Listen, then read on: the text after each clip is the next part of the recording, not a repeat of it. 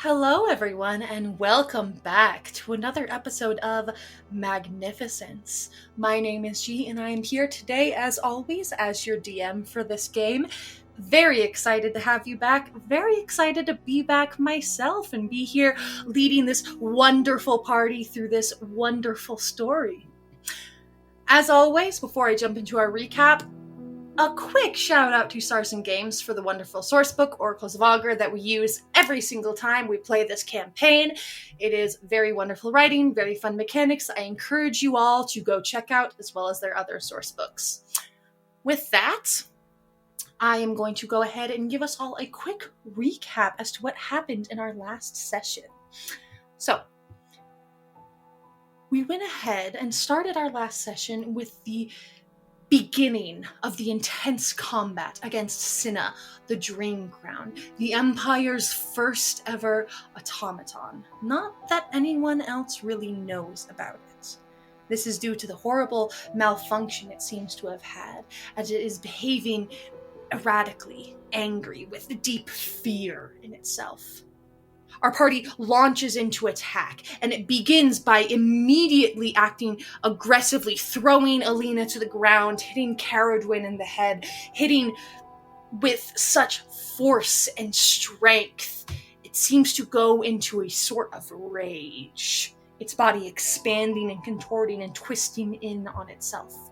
Our party members go through this combat, some of them taking some pretty good hits while throwing pretty good hits towards the automaton themselves, before eventually it tries to flee back into the rafters, where the party tries to take the opportunity to de-escalate, starting with Olwen, recreating the sense of Athen Cleary's home, where it was created, where it came from.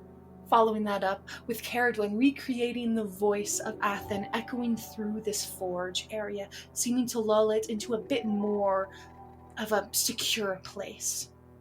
It recognizes something within Olwen specifically, repeating words that Olwen knows from their home personally, repeating actions that Olwen knows. And slowly, they descend from the rafters,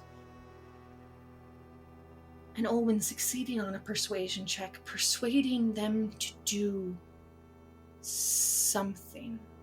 It seems to want nothing more than to go home.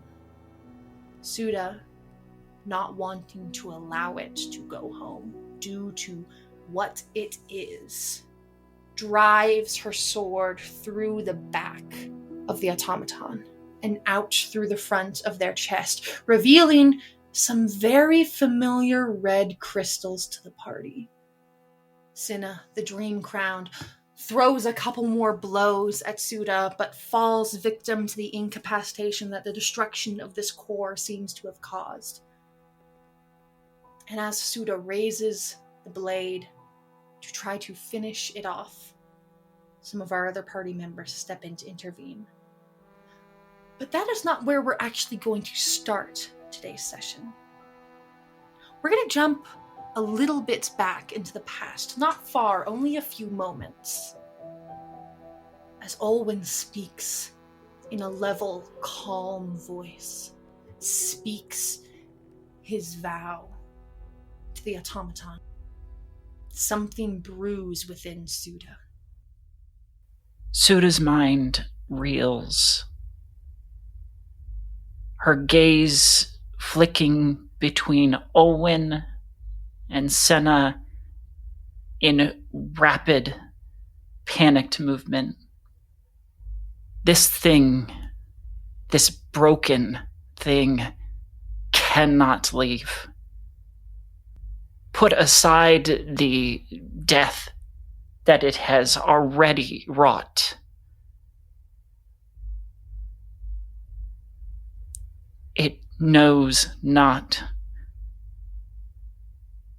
what waits for it at home.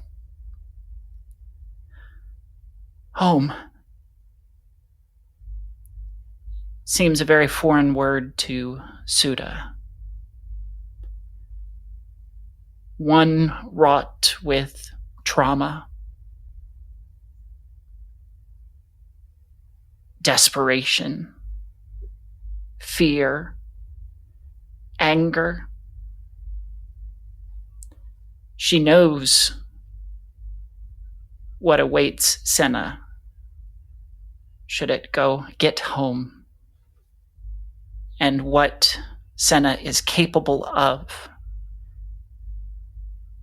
as she has been witness to it already. Memories of experimentation, of being locked away,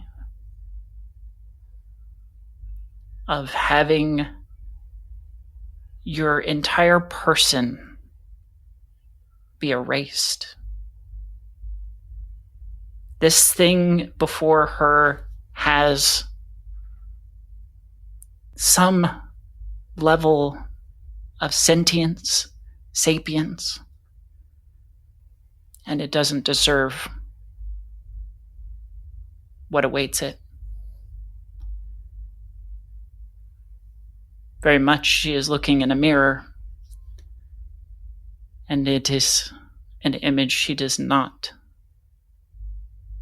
want to look on any further. And so she breaks the mirror. She storms ahead and drives her blade through that thing with such intensity and ferocity, leans up and says the only thing that echoes in her mind at the time: there is no home for either of us. And as the thing falls to the floor, she knows that it is not done, and she will make it done.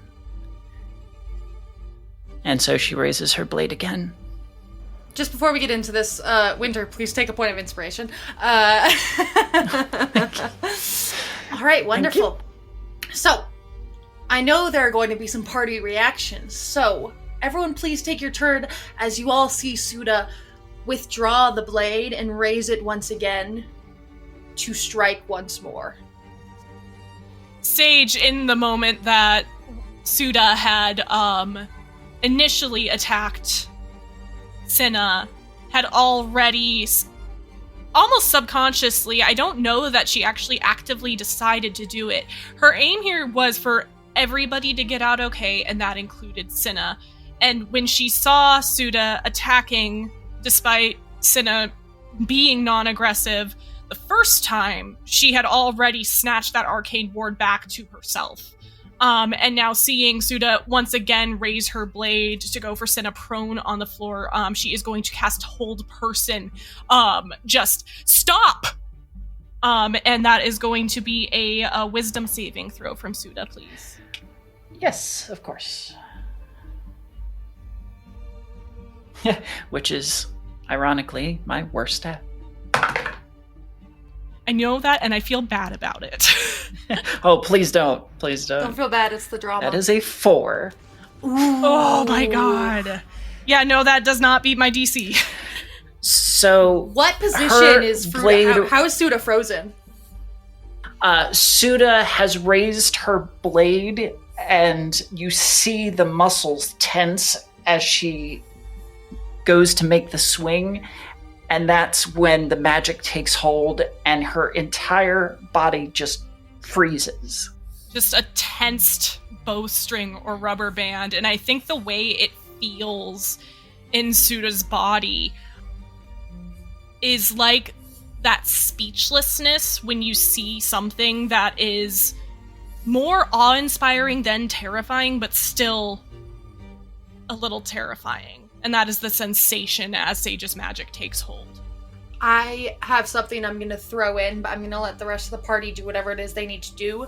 Obviously, Hold Person does not last forever. Cinna is incapacitated on the ground, still alive, still functioning, but not moving, not speaking, not acting, not doing anything.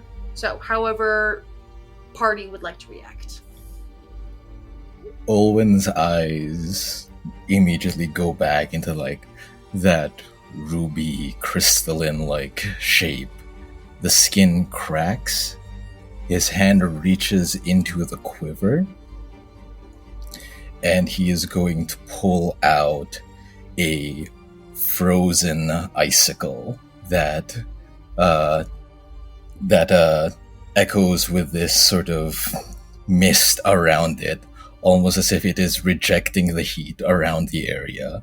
He is going to grip it tightly, and as he does so, even through the gloved hand, blood very visibly begins to pour down the downside of it. It crawls up into the icicle, and it dyes it a deep red as I rush forward to stab Suda with it.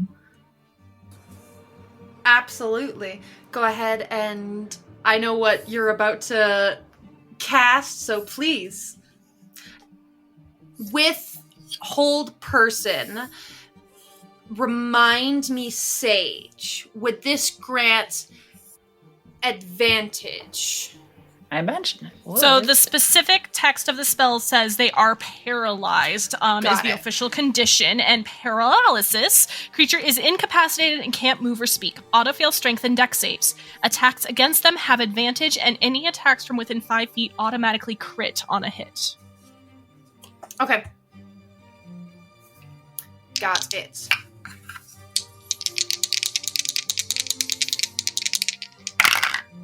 That is a 23 to hit. Yeah. You know, I did say before the episode when we had discussed this, if Suda was in danger of being harmed, and I did specify by Cinna then, but I think this is included because I don't think she was expecting Olwen to do this, and she is just in pure like adrenaline mode right now. Mm-hmm. I think she does immediately drop the concentration on that spell. She does not want anybody in this room to get hurt, and that includes Suda. For sure. Should I roll damage, or should we just go straight to the strength save? This is a G ruling, but I feel like it's fair for it to have advantage as she's standing still there. I just don't want her to take the crit damage. Yeah, okay, yeah. The advantage will stay. We won't do the extra damage. Since Sage is wanting to drop it to prevent. Thank you for being understanding. Yes. Olwen's Frostbolt will do 6 points of damage, and you make a strength saving throw to not be restrained. As my ensnaring strike was still active, I never hit anything with it. From the icicles, it spreads out and it creates this frozen brambles that just begin to wrap around, with like the thorns poking inward towards the creature inside. That is a 14. Okay, a 14 will succeed, and I am going to, with my bonus action and 2 weapon fighting, I'm going to make a second attack with another icicle that I pull from the quiver. Okay. With this second one, remind me, because I can't remember how many you have total. With this second one, how many would be left? I will have 1 left. Got it, okay. In the amount of time between Olwen's strike and Sage dropping the hold person, could Suda's attack land? Good point. She had that momentum. It was a stretched rubber band ready to snap. I don't care about rules. That's dope as fuck. Yeah. Just because the description of that being some, like you said, a rubber band just held tension so tight that the moment it's released, it still just continues on its course of just, that's dope. If that's the case, can I switch the target to the weapon? Oh, like trying to make it a disarming thing. Yeah. Okay. Interesting. Love that. So, we're going to keep doing Suda's attack as normal. Since you don't have, like a fighter would have a disarming attack sort of the way, since you don't have anything specific for that, I'll basically... Suda's sword is not a physical sword, though. Yeah. I was looking to see if I can be because this is your... This is my packed weapon. Yeah. Yeah, I was about to say, this is your packed weapon. I couldn't think of the word. The one that stops you from getting disarmed is the bonded weapon from Eldritch Knife. Thank you. Yeah. Okay. Got it. Yeah, Thank no, you. it doesn't say that I can't be, so yeah, Okay. sure. So in that case, basically, we'll make it simple. We'll just have you make your disarming quote unquote attack with disadvantage, since you don't have any specific attack or mechanic for that yourself.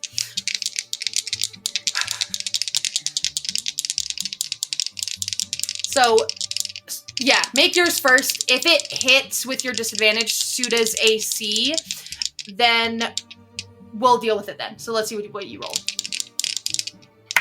Oh, sorry. Fall out. The lowest one is 17. 17. What's your AC, Suda? That will still hit, and considering I'm not paying attention enough to use my reaction to create a shield, that'll hit. Okay. What everyone sees in these few seconds of action, Suda pulls the sword out of Cinna's body, raises it up to strike again, muscles tensing, teeth grinding, getting ready to bring down this harrowing blow. Sage raises a hand and freezes her in place, Suda being held strictly tightly in place. Owen immediately lunges forward to make his move, pulling a strange bolt of ice from his quiver, being tinged with red of his own body. As he moves forward to strike against Suda, Sage, not wanting any of her party members to be injured, even by other party members, drops the hold person. And in that moment, as Olwen hits, Suda's attack continues to try to land, but Olwen, raising up another one of these icicle bolts, lifts it up towards Suda's blade, and with a clang, the two weapons hit each other with a large spark and a loud echo through the space as you guys see Suda's sword and Olwen's icicles collide, and they both hit off of each other. And all of you see for a moment the icicle and the sword spin through the air as they land on the ground with another loud clang. As soon as the sword leaves my grip, it dissipates into shadow stuff. And Suda, expecting there to be an impact other than the Owen's attack, stumbles forward and falls next to Senna. And there is a brief tableau, a mirroring as they lay on the ground face to face. In that moment, Suda, as you're on the ground following through with the momentum from a blow that never landed, you hear desperate, quiet echoing in your head. Suda, pause for just a moment. We need to get down, Suda. We need to get down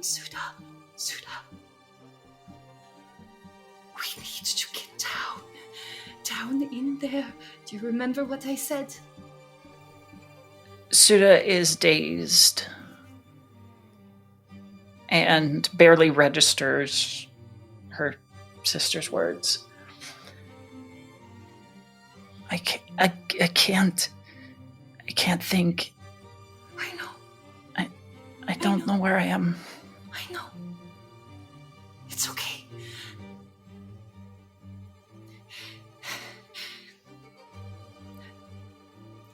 There's no perfect option. There's no perfect choice for either of us to make, Suda. But I know that I feel something down there in the earth, and that we need to get to it. And that we need help. I don't think I can do this. Not now. I know. Perhaps you would be more suited. If that's what you want, I can do that for you. If you need to take a breath. And Suda will seemingly fall asleep. All right. Everyone while everyone is fighting, I think Caradonna has recovered from the head blow and remembers that they have a job they were specifically hired to do. And this petty infighting is pointless, ultimately, if we want to get paid and get on with our lives.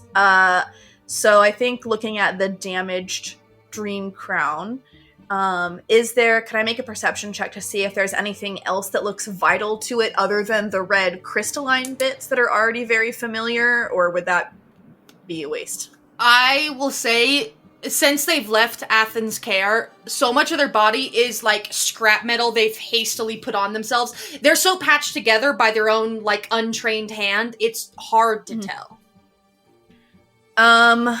Okay, I mean, I know what vital points look like on a humanoid. Yeah. And I think that there's a parallel here, the way Athen built the Dreamcrown. So yeah, I would love to try to sleight of hand the red crystalline heart out of its body in the hole that Suda stabbed. Hell yeah, for sure. Yeah, make me a sleight of hand check. Don't fail me now. Dirty 20. Dirty 20. Carry for the steal. As always. Yoink. Carrie, you with a deft and experienced hand reach into the shredded metal and you feel your fingertips graze against something cool and almost electrifying. And you wrench it free easily and tuck it away in your pocket. Did that do anything to Cinna? That I can tell. Not that you can tell. Cinna is still unmoving, unspeaking, totally still. I still have Detect Thoughts up, I believe. Am I getting anything from Cinna? You have Or been just a hearing still? the word home repeated over and over and over again, basically since the sword went through. And no change since the heart came out? There is a small dip, like a home. Pause for a second before it continues in a much softer voice. Home. I think in this moment, Kuvos is kind of frozen in shock, just watching the violence that has sprung forth. He knew that everyone had different thoughts on this, and he was fine with it living as long as it didn't hurt anybody else. But seeing the visceral reactions between Olwyn and Suda, watching Suda fall, watching Olwyn strike out against her, I think Kuvos is going to step forward a little closer to everything. The last thing he wants is for this to continue. And if it seems like it will, he has every intention of stepping in between and intercepting. Okay. Even though he has no physical magic to do so with, Yeah. he will use his body if need be. For sure. Alina, over the next few seconds, as Kuvo steps forward, that repeated home slowly gets slower and quieter until it disappears altogether. Elena, from pretty much the moment the stab went through, she has been frozen. And those wings that had popped out, like they pulled in tighter, but then a minute was up, so they faded. But it's like when someone is struggling to hold something back or push something away,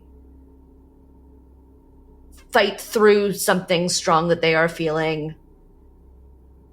But she manages to, as that word home fades, she manages to just get out. I think that may have I think that may have shut it down.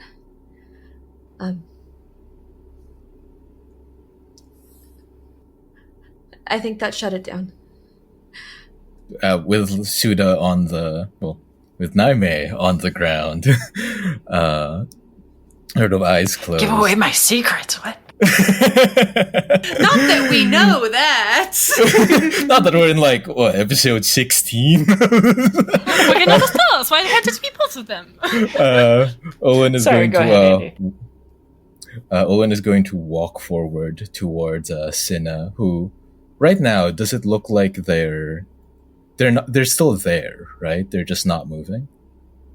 Yeah, Cinna's just at this point on their knees, just kind of hunched over, just totally still at this point.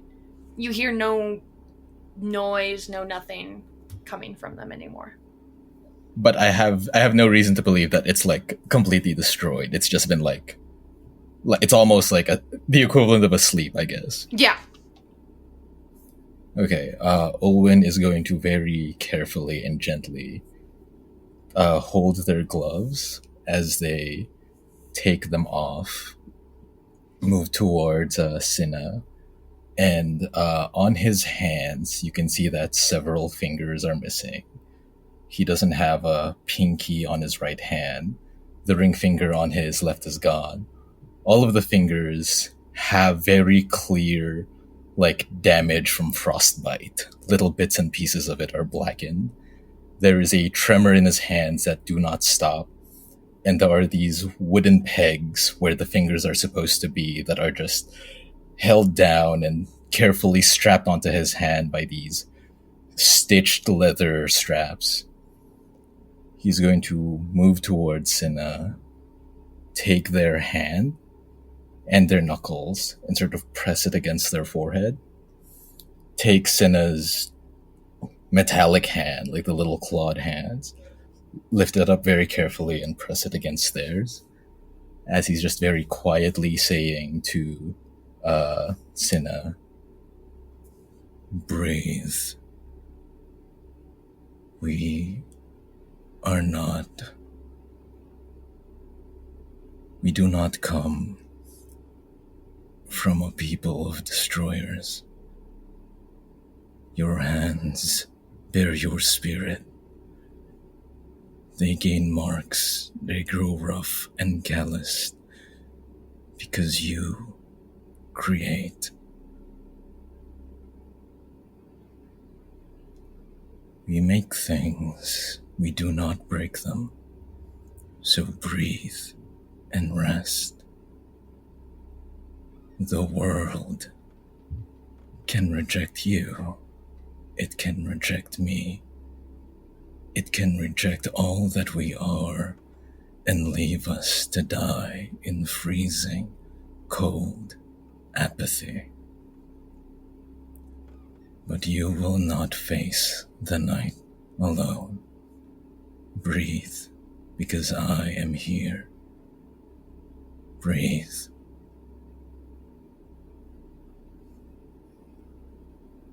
Cinna remains still.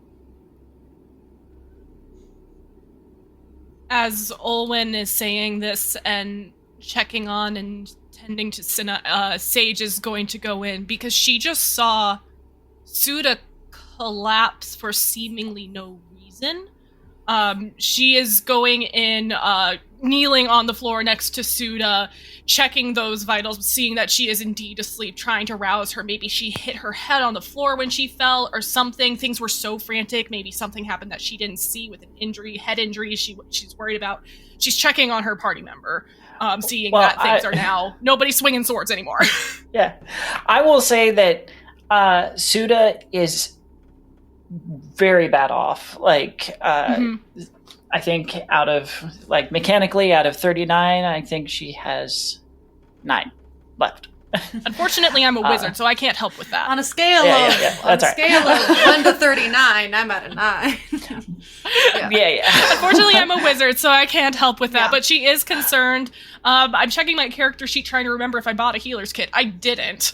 But for all intents and purposes, I think maybe she takes out some really strong smelling herbs out of her herbalism kit or something. Yeah. But okay. Smelling salts. So Suda or I guess cat out of the bag there. As far as Naime is concerned, the scent rouses her, but she doesn't like jerk awake.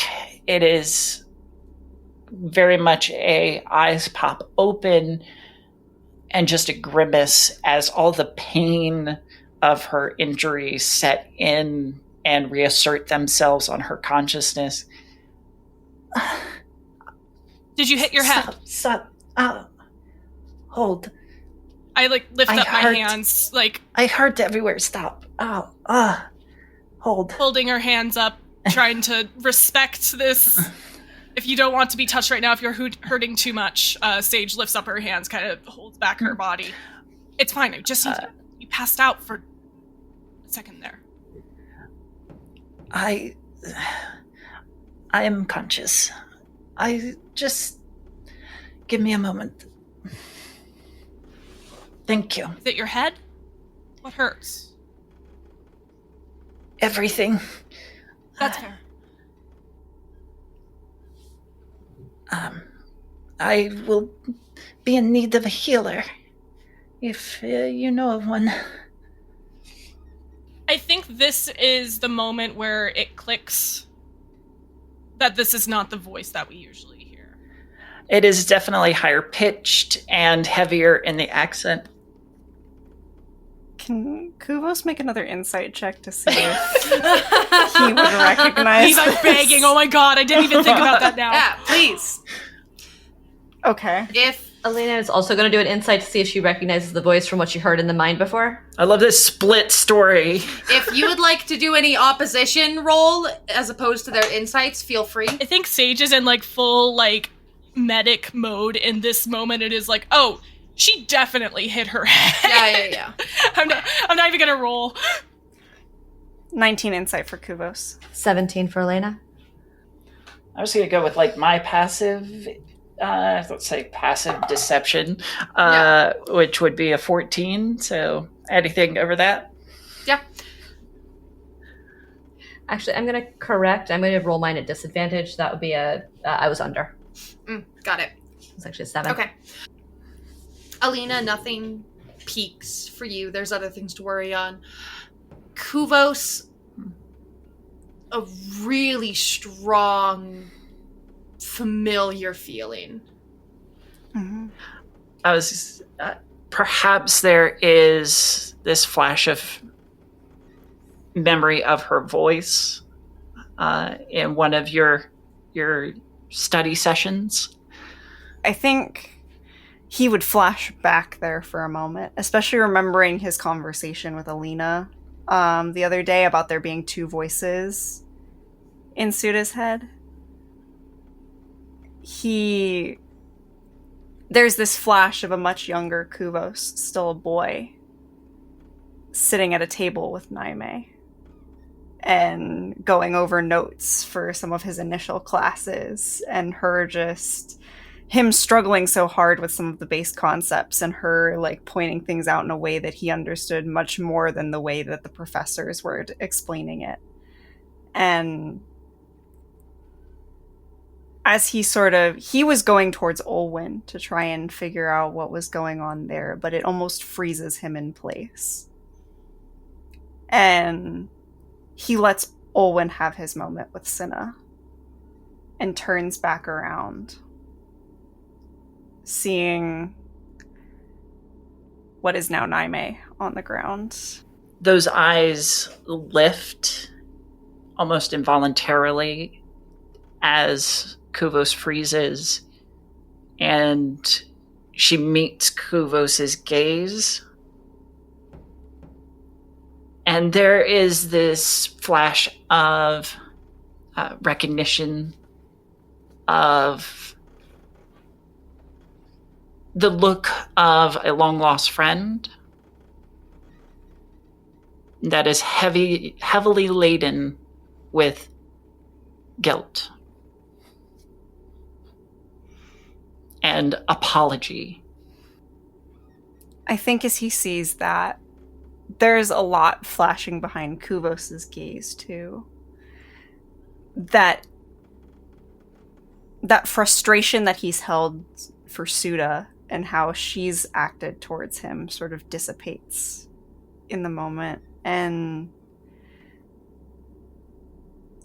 is replaced with more of that same, like, there's confusion, especially surrounding the guilt. He doesn't know why she disappeared when he was a boy. But he sees this long-lost friend, and there's that hint of joy, but also sadness that he was right. That there's this complicated situation held there. And I think he's going to switch gears and immediately come over to her and just sort of offer a hand to help her up. She accepts it and gingerly puts her weight on to you to straighten up. Still wincing and grimacing as she's got a lot of injuries currently. Thank you, Kuvos. Of course. No, you're hurting. Let's find you somewhere more comfortable to sit. And is going to let Naime lean her weight on him as he moves her sort of out of the way of whatever is going on. Sure. Before Kuvos and Suda move away, Olwen is going to put his hands back down, turn towards where the two of them are, and there is a deep fury in his eyes. He raises his hand, and from scars that never really heal, blood begins to pool as I am going to cast Goodberry to hand 10 over towards Kuvos. And I think seeing that fury, Kuvos will accept the good berries and nod his thanks. I think he's going to lean over to Olwen and say, Suda will answer for what she did later. Now is not the time. Olwen's breathing is heavy, but he does nod. And Kuvos is going to nod to him again, and he now has no free hands. Otherwise, he would kind of squeeze Olwen's shoulder. There's this kind of a look of like, I want to talk about this, I want to figure out more, but we don't have time right now. There's a lot more complicated things going on, and he's going to move Naime away, now holding the good berries, and offer them to her. Suda, we'll get you to a doctor, but I have a feeling that you might need somebody with some more... There's something arcane going on here, isn't there? Naime simply glances back at Sage and... I'm going to cast Detect Magic. I'm not going to use a ritual to do it. I'm going to use a spell slot to do it. Because my worry is enchantment magic. This happened right after making contact with the Dreamcrown. I want to make sure that who I believe to be Suda in this moment is not under some sort of dominate person effect. If that's why the personality has changed, the eyes have flipped. I want to rule that out. Easily enough, you cast your detect magic. You do not detect anything of the sort, so that is clear from your mind. Yeah. Naime will simply say, "You are very astute. More will be explained soon." And she will limp off with Kuvos. May I? I think Sage sits there. She was kneeling on the floor next to Suda, and she has remained in that position. I think now she lets them go in this moment, but we are damn well going to talk about this. Yeah. And she will turn her attention towards Cinna. I think Caradwin might still be kind of jostling around in the gears at this point, for lack of a better description. Caradwin, having yanked the gem, like a reaver even. Having pocketed the gem heart thing, that's a future problem. We're on task, okay? There's a lot of deeply uncomfortable personal things happening all around her right now that she doesn't want to engage with. We are, however, also in an abandoned warehouse. So I think Carrie would be looking for like a large tarp or crate kind of situation where we could put the body, the shell of Cinna, the Dreamcrown, for transportation, because we are not about to haul this thing uncovered through the streets back to Athens. While Carrie searches for that, I do have this detect magic up. I would like to investigate Cinna and see if I can find anything else that seems to be like enchanted and not just mechanical. Yeah. As Naimi is sort of like, and I'm not being disrespectful about it. As Naimi sort of like moved away to have their whole just injuries tended to, Olwen is going to put the gloves back on and begin helping Carrie. Okay. First thing, Cinna was wearing a big, large cloak even before all this, so easily enough you guys can utilize that to keep them covered up, kind of wrap them up in it. Sage, since you have your detect magic still up, you do, first thing, majority of everything Cinna is purely just mechanical. Athen is not any type of like wizard or anything like that. She's just really fucking smart and managed to build this creature out of just material. As expected. Biggest point, there was magical elements in it. Biggest point was the heart gem thing that was pulled out, which with your detect magic up, you very clearly see it's gone from its chest into Caradwin's pocket. And you're just like, okay, whatever. Caradwin's just radiating an aura like a JoJo Bizarre's Adventure character now. yeah, exactly.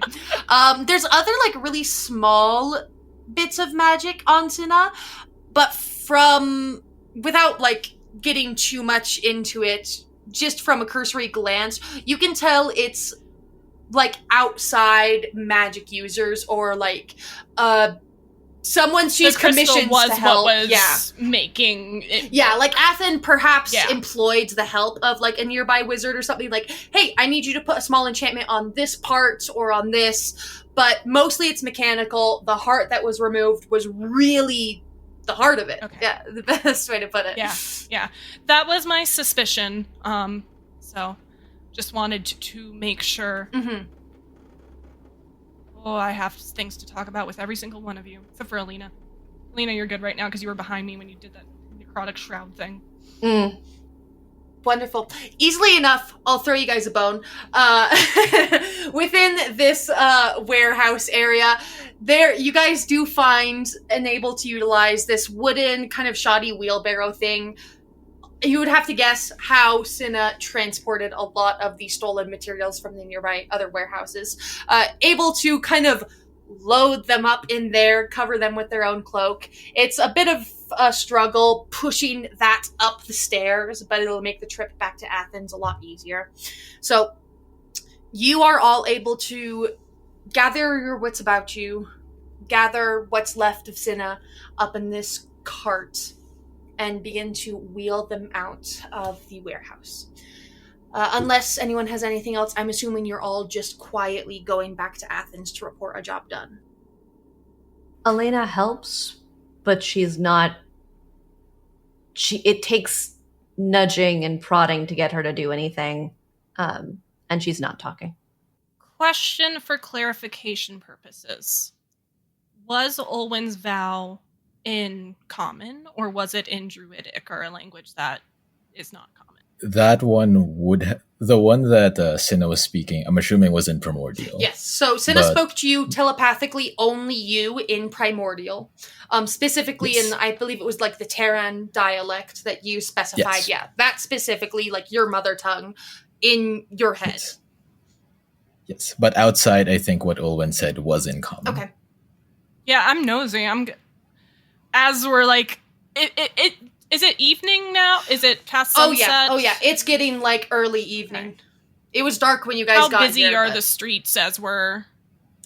They're How busy winding down a bit, since now it is getting to be early evening. People are, like normal day laborers, are returning from their various tasks and jobs. So it's not as busy. It's definitely, the streets are a lot more empty now. Yeah, obviously not yelling, but presuming that unless we start escalating, seem like we're arguing, there's a way to have a conversation that nobody passing you on the street is going to know what you're talking about. So Sage is going to... See, again, I'm nosy. I'm sorry. What was that you were saying? It was... Why did that... It's a promise. A vow. Not the one that we were taught or the one we constructed. Different enough. Who is we? Me and my people, my home. Where are you from? A place that people forgot for a while. You remember? Seems like Cinna and maybe... Sorry, the Dreamcrown and maybe Athen might remember. They do. I want to know why. I want to know how. Why? You... It's within the Empire, right? You're from... Which kingdom? I'm not sure that's... I don't think you can say it's for any. I will tell you more. When Pseudo was about to break Cinna, you stopped them. I owe you that much at least. But for now, let's get them back home. For now. That's all right. Everyone in their own sort of state, after a rather harrowing fight against this automaton. A creature none of you are familiar with, something so strange and unnatural and so deeply tragic. It has hit you all in its own way. You all walk in a somewhat tense silence amongst your party, the promise of words yet to be spoken hanging in the air between all of you, knowing conversations are going to need to be had once a moment of respite is allowed. It does not take long for you all to navigate through Walking Still. All of you taking a moment to glance up and notice the 3 moons that hang in the sky. The one time in a long stretch of time that all 3 of them are full. An event, a celestial event commonly referred to as the thrice-eyed sky, hanging over you all. Like the eyes of the world itself, of the Empire itself, is looking down on all of you in this moment. As you all slowly approach Athen Cleary's home. Knocking on the door, Brutus, her manservant, her butler, her friend, answers immediately, as if they were waiting for you all eagerly. Answers the door, and upon swinging it open, seeing this covered thing in this wheelbarrow you're pushing, understands instantly what's happening and opens the door wide for you all to enter, turning and shouting into the house, "Athen!" Soon, the inventor herself scurries over as quick as she can, hobbling against her cane, quickly kind of bracing herself against Brutus as her eagerness, her fear, her excitement, as she looks at the wheelbarrow and at each of your faces, one at a time. Is it... Let's take it down into the workshop. We can talk about it there. Come on.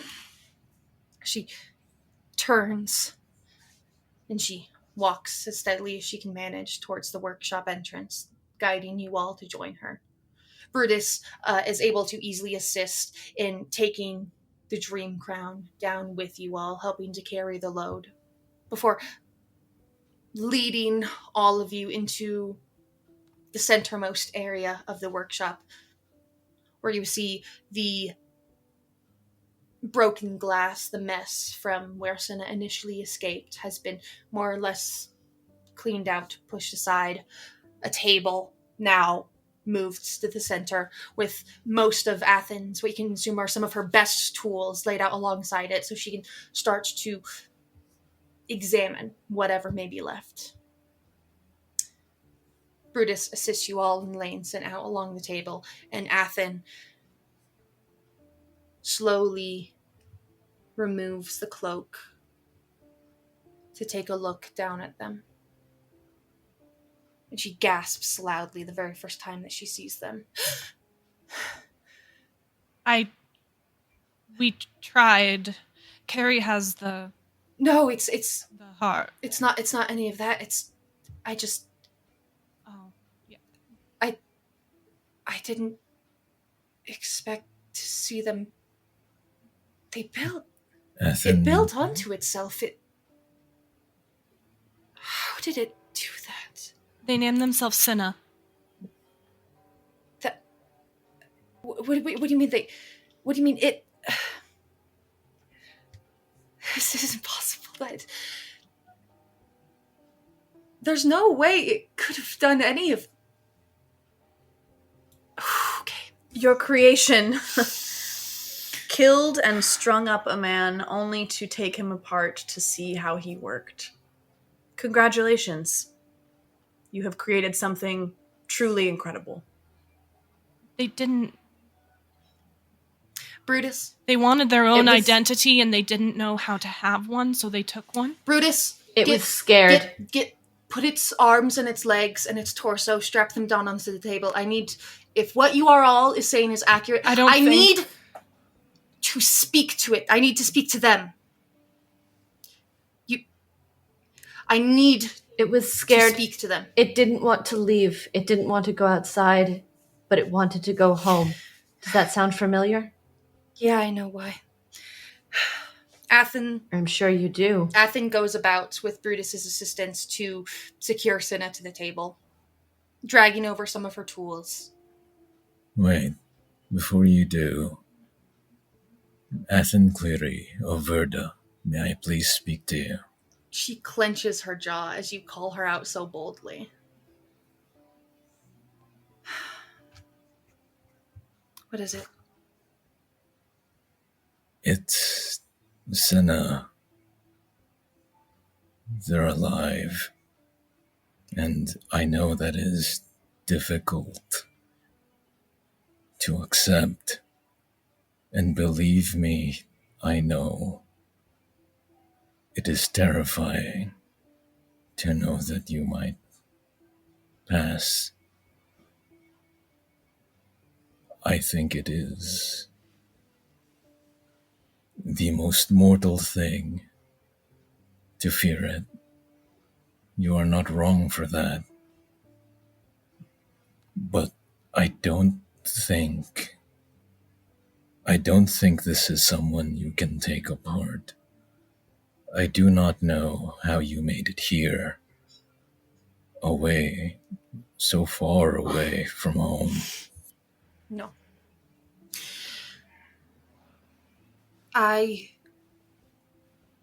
For the first time in my life, do not understand what is in front of me. You can ask them. You said it yourself. You can talk to them. You don't need to take them apart. You should know that they had very, very powerful enchantment abilities, though. I don't think I have a choice in whether or not I take them apart. Whatever they are is unstable and violent and killed someone.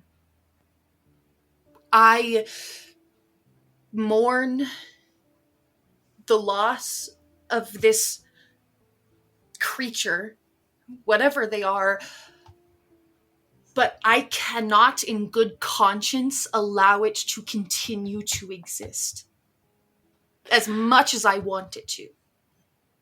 We know what it is to be abandoned, Athen.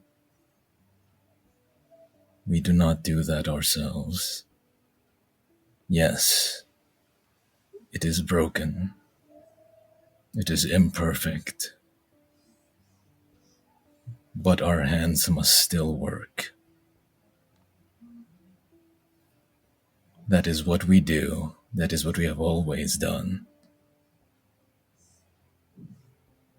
You do not face the night alone.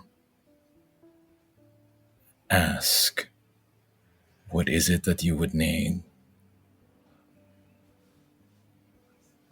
I would be willing to help you. That is how we survive. That is how we have always survived. What I have, no one can fix. And that is why I am here now. No one can give me more life. And that's all I want. That is all I need. And I have tried for years to give that to myself, and I can't. This is what happened when I tried to not die. And will you learn a lesson from it? She drags her tools closer. And you do not need to die. That is not what I ask of you. She begins to You tinker with things in created- his chest, not taking apart, but trying to restore what is there. You did something that the gods have only been able to do. You created a life, you created another being just like the gods, and now you're just going to give it up on That's it just not like a they good did on thing. us. That is not a good thing. It's incredible. That is not a good thing. You say that like I should admire myself for that. Yes. Go say that to the man that this machine killed tonight. Tell him that this is incredible. And I think Kuvos is going to speak up for the first time in that moment. Hands clenched. And go, and why do you think it did that? Because I did something wrong. That's what people do, Athen. You can either fix the mistake and teach it right, or you can become a murderer yourself. That is your choice. She turns back to Cinna as she finishes tinkering within the ruined chest and steps back, setting her tools to the side. Cinna barely twitches, but Athen reaches forward and sort of wipes the charcoal smeared across their face where they tried to give themselves features. Almost gently, almost motherly, holds their face in one hand. This is crazy. My name is Athen Cleary. I know your functions aren't... Whatever you are isn't working right now. It's not going to. I'm sorry for that. When I put myself into you, I did not expect so much of me to go into you. The fear and pain that I face on the daily, I would not wish on anyone else, and I'm sorry I gave it to you unwillingly. I was so caught up in knowing everything, I forgot that I don't. And I'm sorry. And I can't do anything about your fear and your pain any more than I can do anything about mine. As much as I wish it wasn't, as much as I wish I could stop everything with my hands and my head, I can't. I cannot stop inevitabilities, and I'm sorry. The only thing I can do is just let it happen. For you and for me, I guess. Olwen is going to once again cast Druidcraft. And the harmless sensory effect I would like to choose is the scent of somewhere deep in the Deathspire Mountains. The scent of snow that never melts, of wooden houses, of tools that never stop working, of people that huddle close and hold because that is all that we have. And I am going to offer to take both Athen and Cinna's hands so that I may press their knuckles upon my forehead. In that stretch of silence, when Cinna and Athen Cleary experience the actual scent of home for the first time in a very long time. Cinna, who is unable to function, who is unable to speak, who is barely there. Were this not a construct of metal and twisting gears, you would see before you just a dying man. Someone on their last legs. And in that moment of smelling home, whatever temporary patch Athen applied fades very quickly. And Cinna once again not powers down, but something that was there in that metal frame leaves. Athen glances towards you, Olwen, only for a second before she withdraws her hand. I know you may all have your thoughts on what happened here.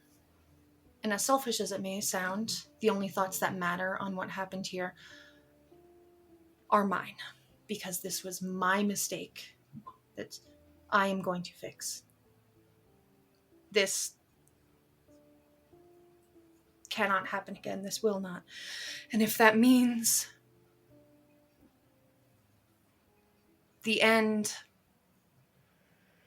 I will grapple with that on my own time. Thank you for getting them. I think I understood what they were for a long time. I just did not want to admit it to myself. Because knowing that I inflicted the worst parts of myself on something else that can experience those things is difficult to admit. But that is what happened.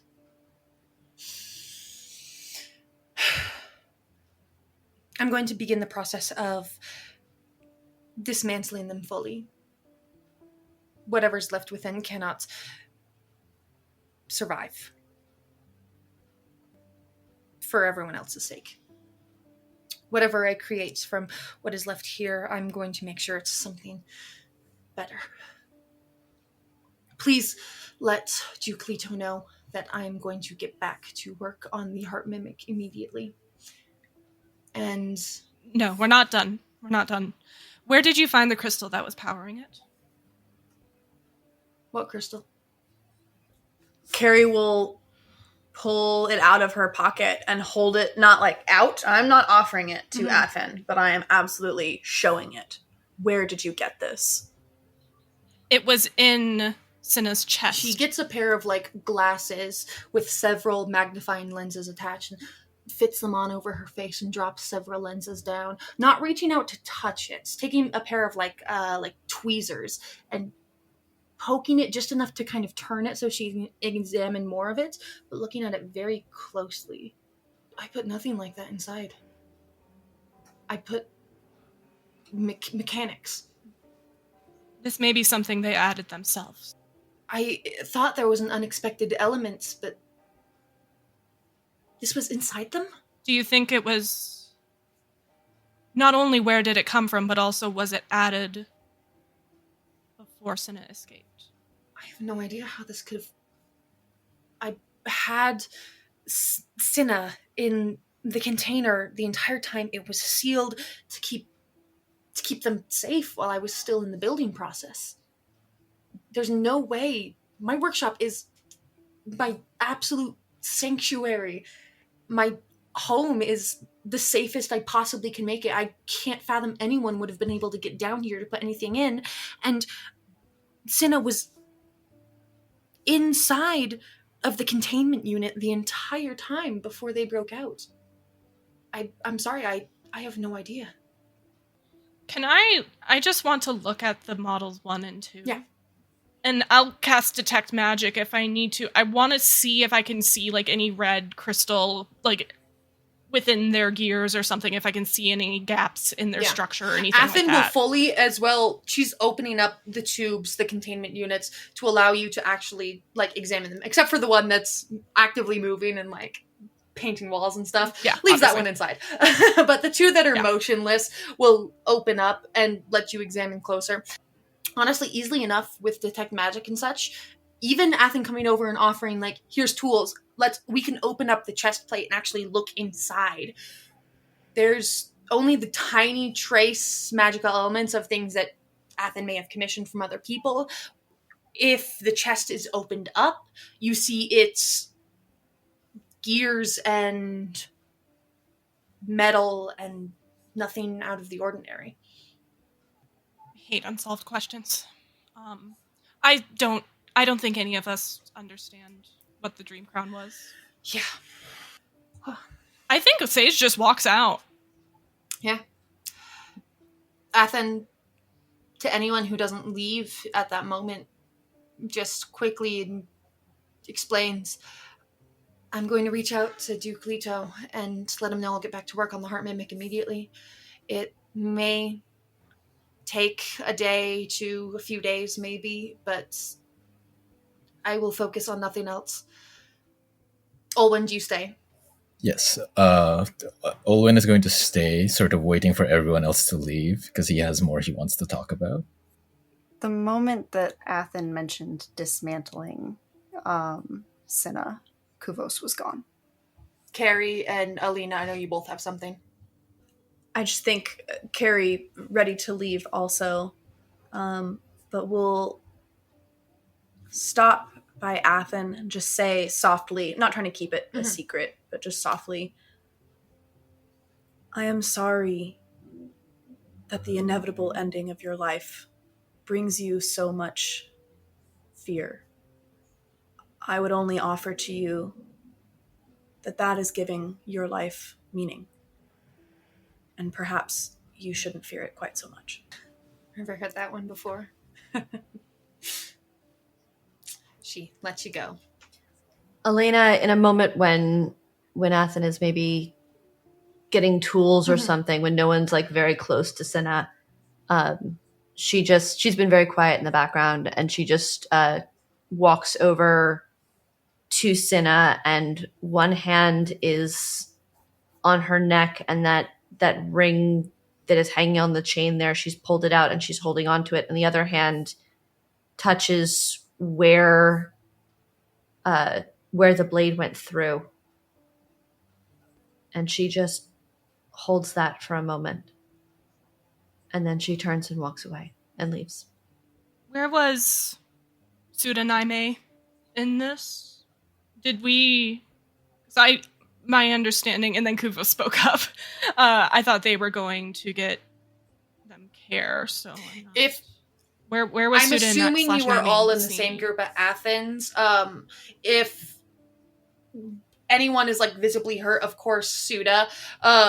Brutus, ever so helpful, would bring all kinds of items, like healer's kit and such, and begin to assist in attending. So while all of this interaction is happening, if Suda Naime wanted to be receiving that assistance from Brutus, or just being given a healer's kit in general, absolutely they're providing that. I think Naime was an observer in all of this, but quickly, or at least quietly, takes her leave when it appears that the time to leave is present. Olwen, even as you go to look for Athen as everyone else is leaving, Athen is already like meeting your gaze and walking over towards you. She leans heavily against her cane for a moment as she makes your acquaintance before sighing and slowly turning, pulling a chair over towards her and lowering herself down, tapping her cane a bit impatiently against the ground for a moment. All of this is something I will have to deal with in my own time. I understand you all have work to do. I hold no ill will for our home. As strange as it is to say our, but I have no intention of returning. I have no intention of making contact. Not that there's anyone left of mine, at least. It's a complicated history, one that I may share with you in detail someday, but I do appreciate what you did here today. I want you to know. And maybe I'll make peace with everything as the end comes closer, and maybe I won't. That remains to be seen. I do not ask you to make your peace now. I remain here because we have one of our own. I gesture to Cinna, and Owen is going to say, and they must be tended to with the utmost respect. Outside of that, I am not here to ask you to return or to find your way back to Verda. In fact, as strange as it is, it brings me great joy to see that you have managed to find a way to live. Even though the unexpected element was removed from Cinna's body, I don't find comfort in leaving them as whole as they are now.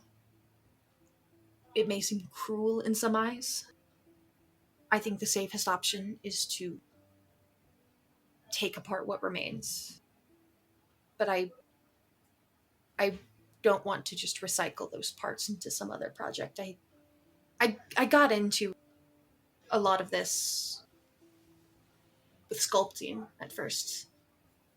Not a lot of people know that, but that was sort of what gained my initial interest. Haven't really done anything just for the sake of having something look nice rather than having it have a function to serve someone else. Haven't done something like that in a long time, but... We are a people of habit and obsession at times. Yeah, it feels wrong to do anything else with the parts that remain of them. I think, if you wouldn't mind, when I go, however long from now, if Brutus writes you, just to have someone be aware. I will not let you go alone. This sucks. It does. I spent the last dozen years trying to keep myself from... This is the worst. Yeah. That is all we've ever done, isn't it? Try and rage to stay alive. Even now, as I speak to you, the people of Verda still struggle. Yeah. That being said, I do have something to offer you. I do not know how you would take this, whether it be comfort or hope, but that is why I am here. I do not wish to let our people die. I will rage for them if that is what is required. To this cause, I will give my life and I will give my death. And you, Athen Cleary, wherever you find yourselves, are still of our people. I will not let you go alone into the night. And if you would allow me, I will rage for you. The world is vast, and I know that it terrifies you. It terrifies me, but I will search, and I will find some way, any way, to try and keep you from going into that night. To that, I also dedicate my life and my death, because we will never find ourselves alone. We will never find ourselves without a home. We make, we do not break, and we never abandon. Athen raises a hand and just places it on your forearm and just like holds it. I heard about what the ground opened up into, the green that sprouts from it.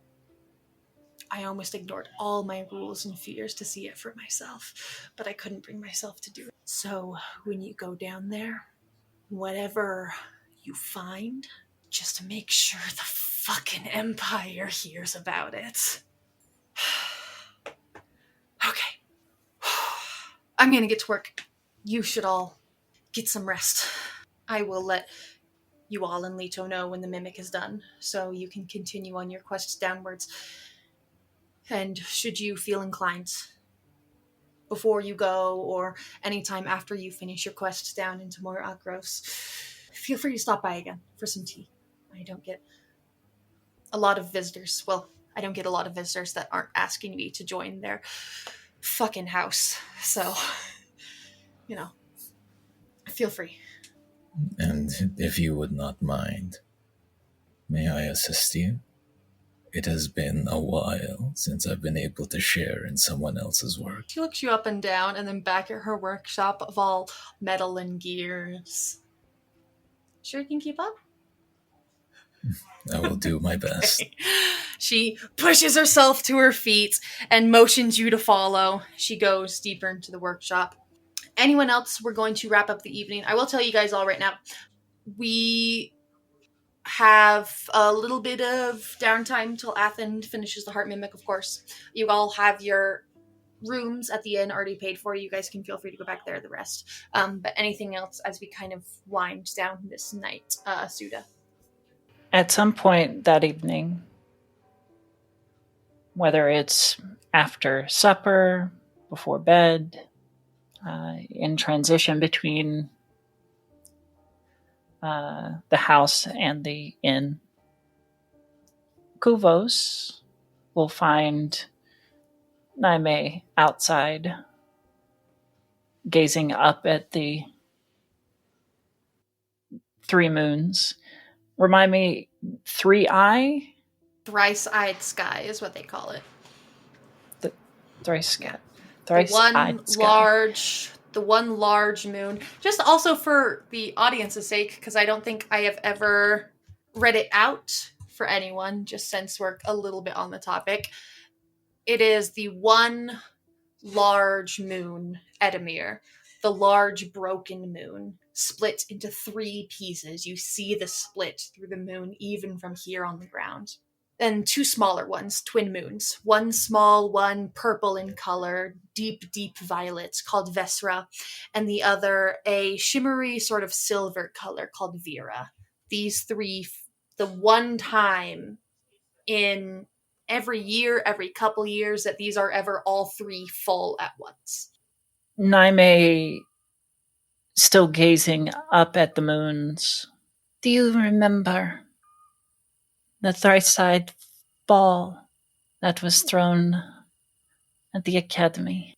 That group of prefects were so intoxicated, and we're trying to get you to drink your very first dragon's breath. It's not necessarily something I look fondly back on, but yes. You have grown in confidence. Well, I'm a prefect now. I've come a long way since you knew me. You've done really well. surpassed me. Well, considering your circumstances, how did this happen, Naime? It is a long story. It is something. Do you want to hear it after such a day of trauma? Will there be another time? Well, you remember our one professor was very adamant that there's no time like the present, eh? That's true. Suda is my sister. My twin, to be exact. And as you have come to know her, she is very troubled in many ways. And all I wanted to do was help her. But something went wrong. And the short of it is I died. And now only exist within Soda. So there is no fixing this. If we attempt to give you back your own body, it won't work. I do not know. Suda ran away after the incident. And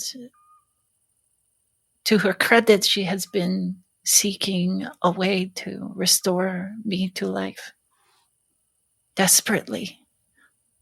But years have passed and we are no closer than we were that first day. It's certainly not a common incident, and it's not one that I'm very familiar with either. And you see him sort of wince, and he's like, fuck, I'd asked for some books a while back. I forgot to ask the Magister if I could have them. If I can know what resources you've tapped, then I can try to help. So because of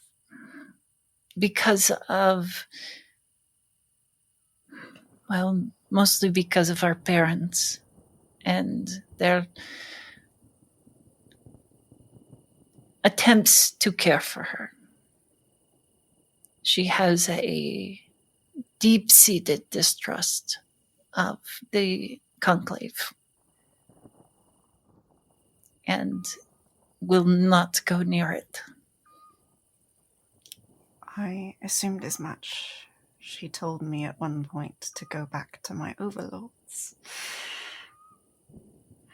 But it is something that we can discuss more in the morning. But I needed you to know that I am here. That you haven't lost your friend. That's a relief, at least.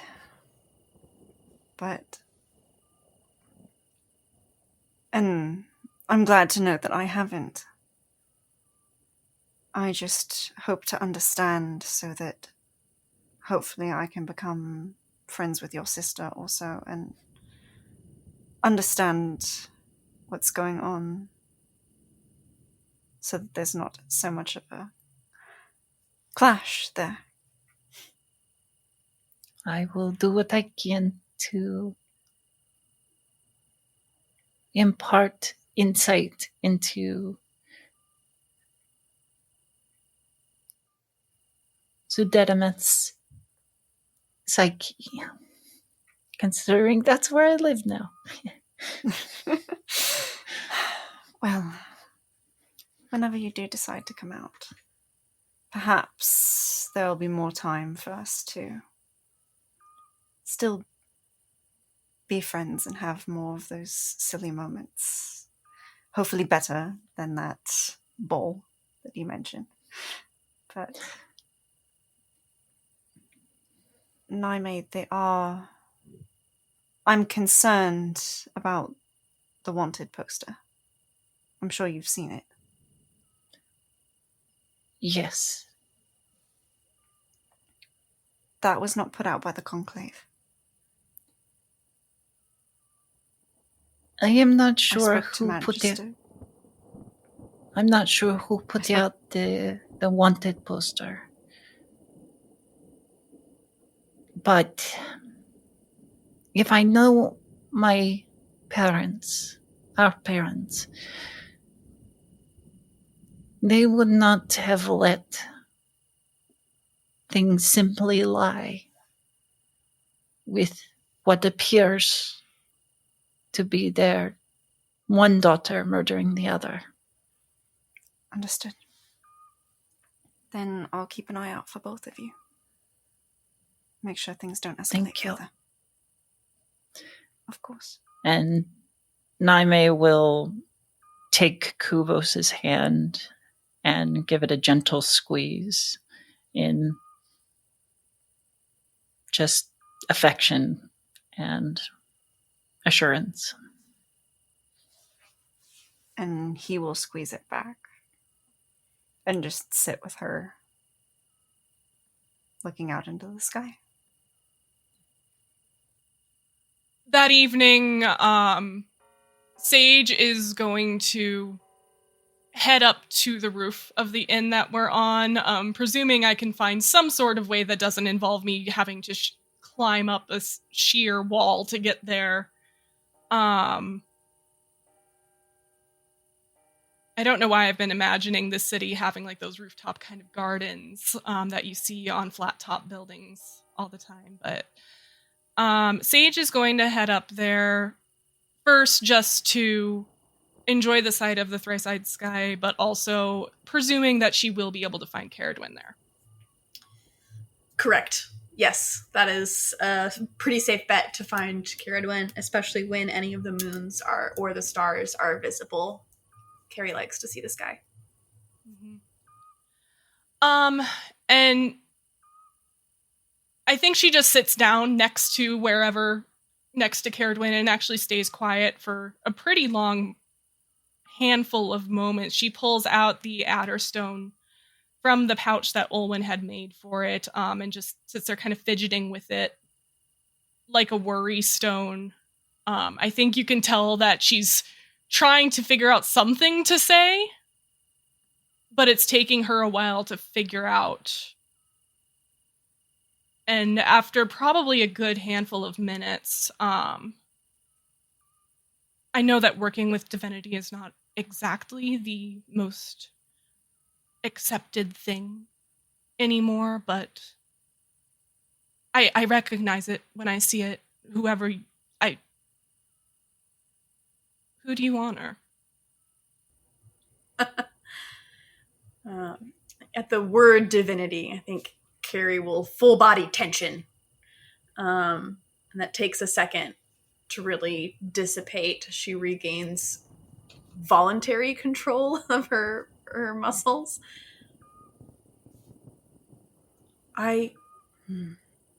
It's fine if you don't. I would love to know, truly, but I have known you long enough to believe that is true. I have not known you long enough to know that I can trust you with that's this. fair. And she kind of holds up the Adderstone, looking at it, and looks at the sky through it, looking at the 3 full moons there.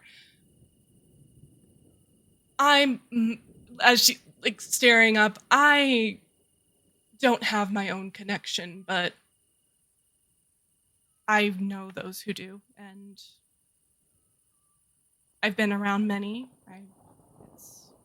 It is, if you need to talk to anybody about it. Thank you. I feel that for a time, this is a path I have to walk on my own, in a sense. Things have happened.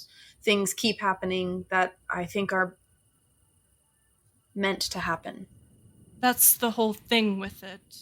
You're not walking it alone, you're walking it with one. One of the gods has chosen. Yes. In a sense, I suppose that's true. I merely mean to say that this path is mine, and no one can walk it with me other than the one who chose me. It's their path for you now, though. And I hope you know that. And I think Sage is just going to get up and leave. And once alone on the roof, I think Carrie will pull out that medallion again and just also worry stone it, very similar to what Sage was doing with her stone, but just and staring at the sky. Sage, as you continue walking, you just playing around with the Adderstone, glance up at the sky again with it. See, nothing too out of the ordinary. What you see is more so out of fascination, mostly because you knew it was already there. But it almost seems like the power of this stone helps cut through the night sky a bit.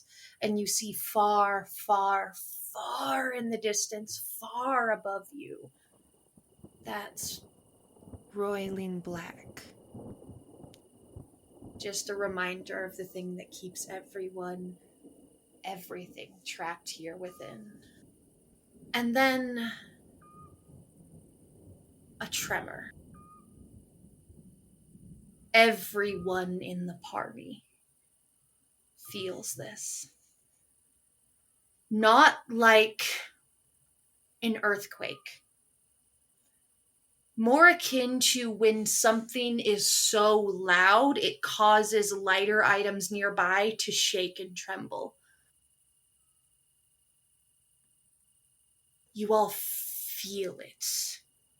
Not on the surface of your feet as you stand against the ground, but in the depths of your souls, in the depths of your body. It feels like it touches your bones before anything else. It feels like it builds from the inside to the out. Every single one of you, all 6 of you, feel this tremor. Kuvos, for a moment, you feel the cold, dark, oppressive weight of water all around you as the city crumbles into nothing. Sage, for a moment, you're staring out into darkness, questions unanswered. The smell of old journal pages thick in your nose, reminding you of that dark, flooded basement. Caradwin, you smell rich earth. You hear roiling waves as you feel cold hands grasping against your skin, a whisper with words that you can't quite make out floating over your ears. Alina, you feel soft snowflakes kissing your skin. You hear cries of pain, cries of panic, and you feel a breath on the back of your neck of someone standing entirely too close to you. Olwen, you hear the crunching of dead leaves, dead earth beneath you, freezing cold, shooting through your body, not in a comforting, empowering way that it is now, in an oppressive, life-stealing way, nipping at fingers and fingers, threatening to take even more of them. And Naime, you hear that familiar call that has been beckoning to you since you have gotten closer to walking still. Something deep, deep down is calling you. You normally don't remember anything of your time in the dark whenever Suda steps back, but this is so oppressive, so strong, it hits you sharply. You've heard this call before. Whatever it is beckoning you, calling you down into the earth. All of you, 6 of you, down into the earth you must go, and down into the earth you will, to face whatever it is that is calling each of you, to face whatever it is that now sends tremors through your body. For better or for worse, soon you will enter the earth, and approach more Akros. And that is where we're going to end tonight's episode, ladies and gentlemen. Thank you all so much for joining us. I'm so glad you were here. I hope everyone's feeling good. I hope everyone's having a wonderful time. I know I am. Looking into the stressed faces of all my players. We will see everyone next time. Remember, people, take care of yourselves. We'll see you then. Bye-bye. Bye. Bye.